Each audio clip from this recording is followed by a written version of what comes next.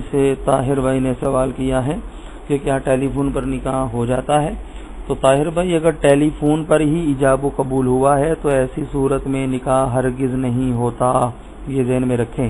لہذا اگر کسی نے ٹیلی فون پر نکاح کیا ہے تو وہ نکاح نہیں ہوا۔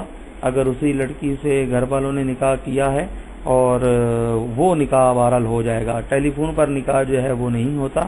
البتہ ٹیلی فون پر اگر کوئی لڑکا یا لڑکی کسی کو اپنا وکیل بنا دے کہ فلاں بن فلاں یا فلاں بنت فلاں سے میرا نکاح کرا دو، تو وہ وکیل جو ہے یا دونوں کے وکیل یا ایک کا وکیل اگر ایک ہی مجلس میں ایجاب و قبول وغیرہ کر لیتے ہیں تو پھر نکاح ہو جائے گا، جبکہ وہاں گواہ بھی موجود ہوں۔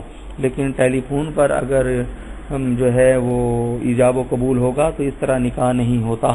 جزاک اللہ خیرہ۔